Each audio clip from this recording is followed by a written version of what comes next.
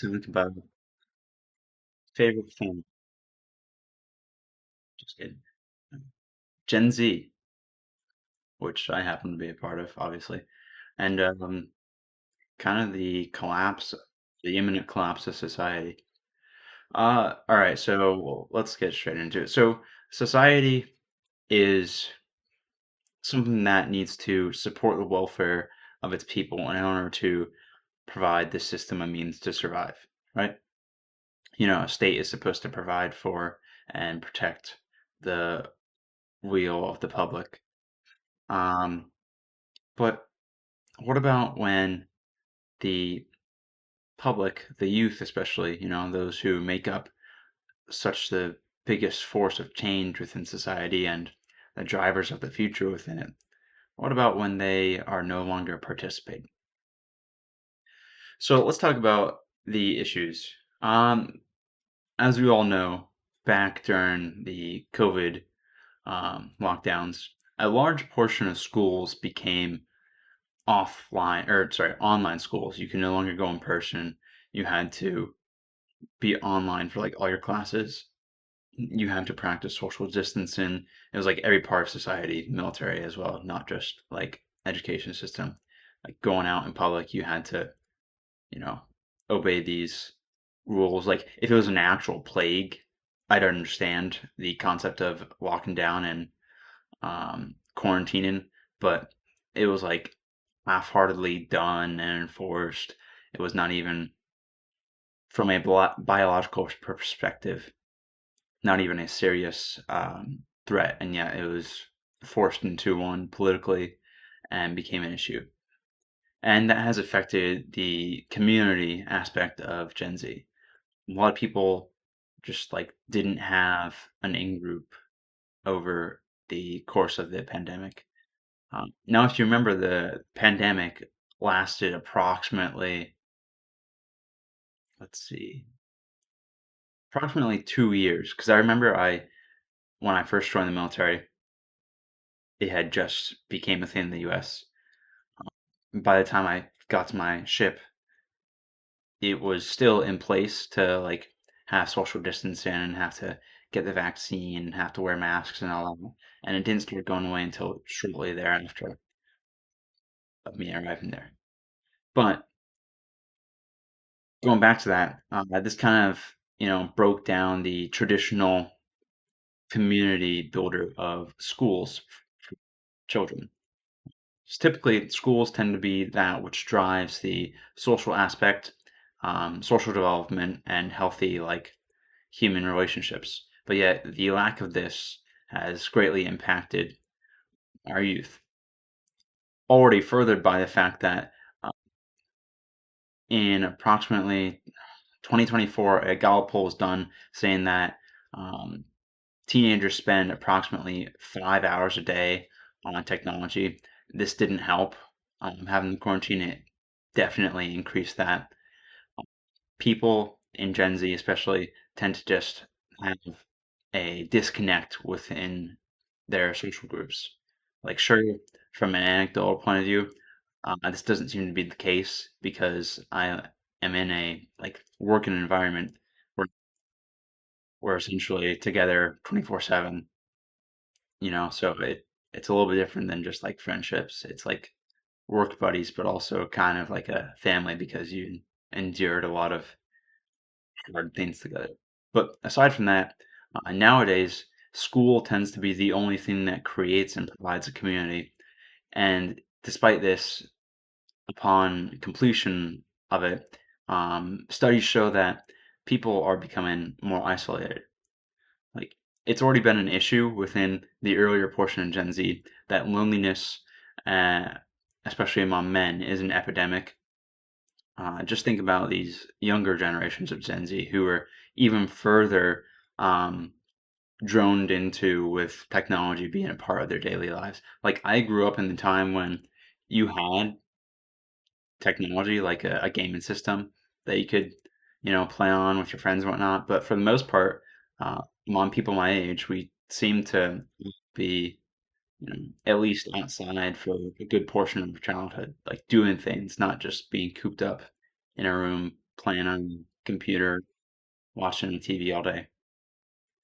Now, I admit this also tends to be a thing that a lot of people I know do nowadays, especially the younger men, um, is that we will, upon leaving, places of study or our jobs, will go home and just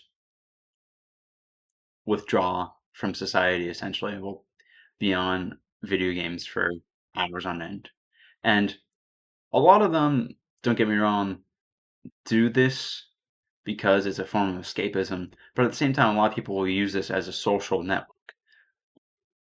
I'm sure many people who are watching this video understand that like video games are used to interact with other people, especially like spending time with your friends when there's not a lot of time to do stuff like outside or like go somewhere. It's a very easy way to do something you enjoy and also have a social connection. But these are not friendships that are the same as in past generations. It's not person to person. It doesn't have the same depth, the same longevity, and that's shown by statistics. You know, Another issue is like that includes the loneliness epidemic that people have been talking about for the past year. Is the aversion to interacting with the other sex. A lot of people just don't like date. A lot of people don't talk to, like, from my perspective, guys. A lot of guys just don't talk to girls. A lot of guys I know my age actually do all they can to not talk to girls.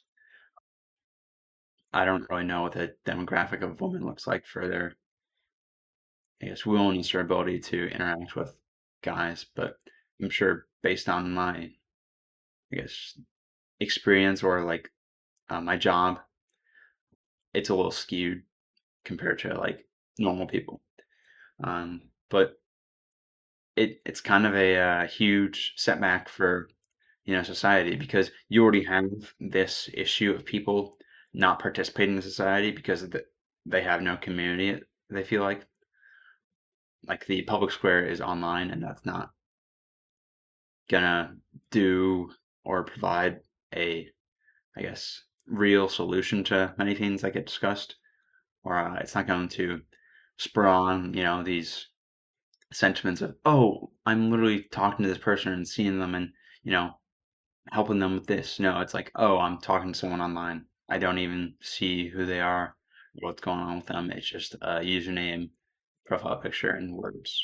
Completely different in the mental connection you have with people, even though it's still like a type of connection. But yeah, anyway, the loneliness, the lack of dating, these are combining into a bigger thing, which has become recently a pop-up within the news, mainstream news, that is. So-called quiet quitting is what it's being termed. I did a little video several days ago, I think, where I reviewed a clip about it, um, about mostly young men, just like not working anymore in the traditional sense. The traditional sense of the job nowadays is not really beneficial because, like, if you're a young guy who works and then goes home to nothing, it's like you're working at best for yourself to give yourself like money. Like, this is no longer the 90s. There's no longer the traditional society um, that existed even still then. Like, that's already broken down and doesn't exist. Like, everyone, okay, most people in my age group know that, like, essentially they just work to work because it's something that they have to do if they want to get anything. You know, money is power, and that is how things work. But a lot of people will work and then come home to nothing, so they'll have no motivation to do the job they have. But then if they do have it, it's like most of the time it's not a relationship, so it can only do so much. Frankly, the lack of relationships within society, I think, is due to the destructiveness and the what's a good term? The depravity of progressivism, which ultimately springs from liberalism. I could go on and on about the Enlightenment and its disastrous effect on humanity, but ultimately, I'll just leave it at this basic concept. Progressivism, especially um, advocated towards women, has broken down and destroyed the ability for families and society to function. Say that again. Progressivism, especially towards women, has broken down and destroyed the ability for society to function.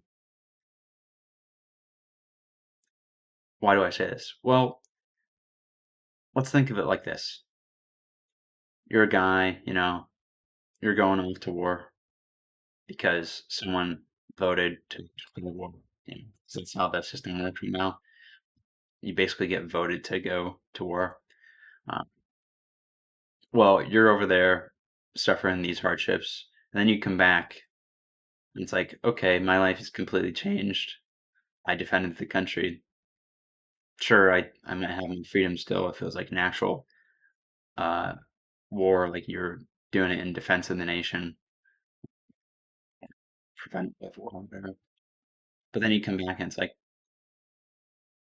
everything else has changed. Like I am no longer a part of this society and how things are, especially because if you are in a relationship already, you come back and it's like I've just sacrificed blood, sweat, and tears, and what do I have to show for it? Disconnection, trauma, maybe other mental issues. And it's like these things traditionally will happen just within a war scene. But apparently, statistically speaking, young people within Gen Z are approximately 50%. No, it was like 47% of Gen Z people are reporting that they have greater than, I think it was 60% uh, stressfulness within like daily life, anxiety, depression, stuff like that. It's like extremely higher than any previous generation. And I'm not going to say it's a societal cause, like, oh, society's causing this, we have to change society. It's like there's a lot of factors that play into this. How you live can definitely be affected and controlled by you. But ultimately, if your culture and the rules of the land you're in do not promote or support a virtuous mind and body, if they do not advocate for a healthy society with traditional moral values, then it's only gonna like negatively affect you more. So as an individual, you're already cooked, and then your society is cooking you even more. It's kind of just a mean of cards you're being dealt. There's not really any way to get out of it. But there is, and it won't necessarily come with uh, happiness or joy for the current generation. But frankly, those things are only fleeting anyways, they're not the point of life. The point of living is not for happiness. Happiness is a very slimly obtained concept. Most notably, it's obtained more among mothers and fathers, especially mothers, but like outside those two parties, it's typically a very slim margin of opportunity to have long-lasting happiness. It's like you could say, "Oh, well, I enjoy doing these things, and I get to do them all the time." Let's be frank. Let's be honest with yourselves. Hedonism is not happiness. It's just self-indulgence that makes you, think that you're happy because it's your body reacting to it in a chemical or mental like way. It's your body just being stimulated and that like triggers your neurons to fire and be like, "Oh, yeah, yeah, yeah." But it's like emotionally or um, in a real sense, you're not actually enjoying what's going on.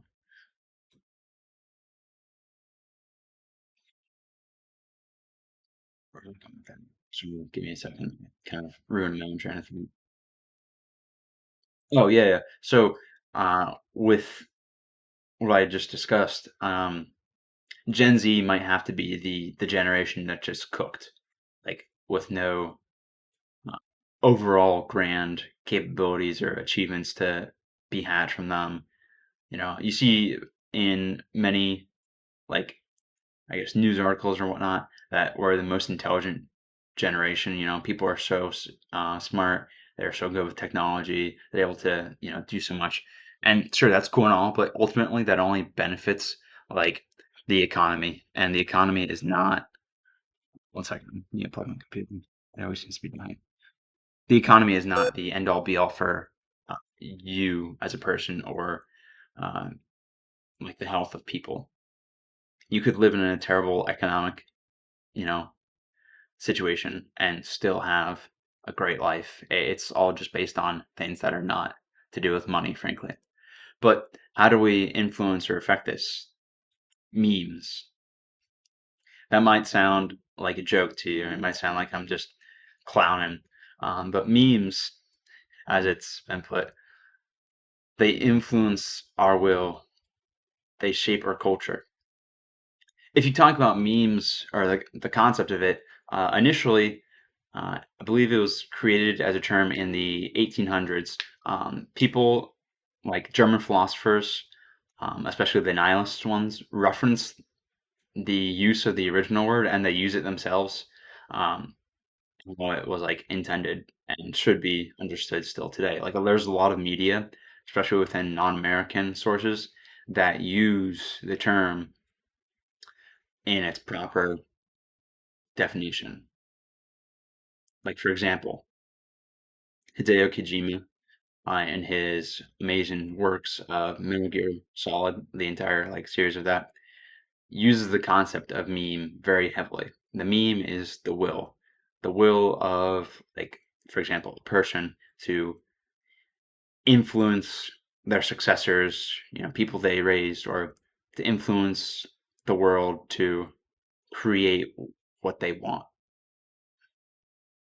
And as we have it now, we might be able to be the distributors of the memes that can create context and uh, change everything.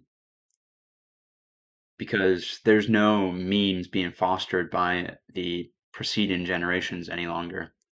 Frankly, the golden age in America, as amazing as it was for America, um, did not trickle down as it should have. It was kind of like the block to future progress, and by progress, I don't mean technological or economic advancement. I mean like human, uh, I guess, happiness or like real, or I guess just the welfare of the nation. I guess that's kind of what real means, but it all kind of stopped, and that tends to be the happening with golden ages of nations. After the golden age, however long or short it might be, they tend to erupt into decadence and just start falling apart like a rotted corpse.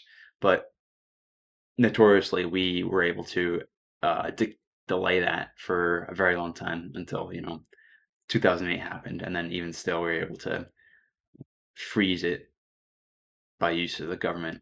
Um, but yeah, we Gen Z needs to be the meme distributors, the will shapers of the future, because without that, these trends among society, among people, especially among men, um, are only going to be denigrated the history and the legacy of our people. If you look to places like Britain, where they have essentially sold out their British history to like the lowest bidder, frankly, it's not a good model for what's going to happen to us, you know, as Americans, specifically speaking. So yeah, I think it's necessary that people start learning first understanding who they are so that they can understand their role within everything. Even if you don't find your role after you find out who you are, you can still, um, you know, like say you have some, I'm going to use this in the normal context of the word. Say you have some fetish about, life. You could use that to further your knowledge on something and like increase your wisdom and then help to benefit the future generation to come. Not everyone is meant to have a role within that legacy. Um, like not everyone is meant to be an exon, is what I mean. Some people will inherently be introns simply because that's just how genetic, I guess, probability plays out. That's how it has throughout history played out, with like pre-selection and whatnot. But even still, those men can be sons in a different way. For example, the great philosophers back in ancient Greece. You think they're sans in a physical, biological sense? No, they're not. Many of them had no such thing as a relationship with a woman. Quite frankly, a lot of them kind of just daydreamed and posed questions about life, and then they use that to the benefit of society.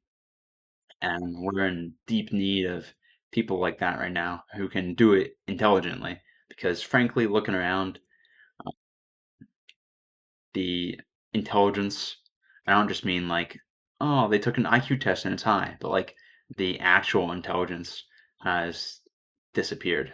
It's all being soaked up within these super high class organizations where it's like, oh, we found this one person who's super niche, but they're amazing at this specific task. We'll take them. And then they just like get sucked into a system where they have no influence on the greater society, which is kind of sad. But yeah, become exons. Do not be an intron. We have the ability to reproduce. We have the ability to leave behind a legacy, be it genetic or be an exon.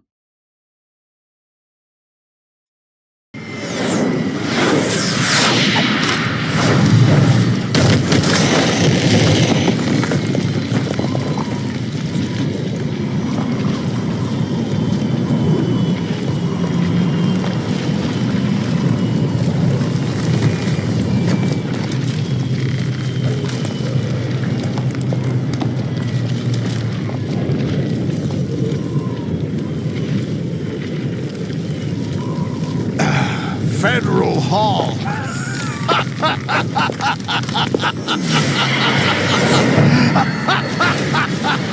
What are you laughing at? Do you know what day it is today? April 30th? That's right.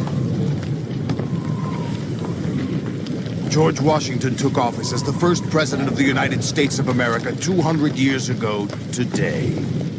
And it happened right here. We were going to declare another independence, the dawn of a new nation, here. The end of the Patriots' secret rule, liberation of this country. This was where it was supposed to begin. This is where freedom could have been born.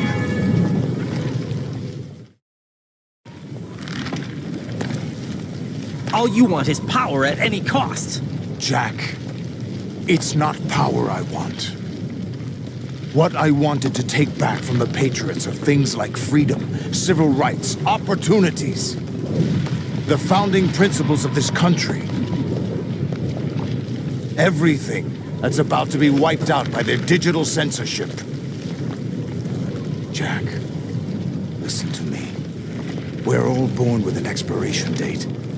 No one lasts forever. Life is nothing but a grace period for turning the best of our genetic material into the next generation. The data of life is transferred from parent to child. That's how it works. But we have no heirs, no legacy. We brothers are called les enfants terribles. cloned from our father, with the ability to reproduce conveniently engineered out. What is our legacy if we cannot pass the torch? Proof of our existence, a mark of some sort. When the torch is passed on from parent to child, it extends beyond DNA. Information is imparted as well. All I want is to be remembered by other people, by history. The Patriots are trying to protect their power, their own interests, by controlling the digital flow of information. I want my memory, my existence to remain. Unlike an intron of history, I will be remembered as an exon. That will be my legacy, my mark in history. But the Patriots would deny us even that. I will triumph over the Patriots and liberate us all, and we will become the Sons of Liberty!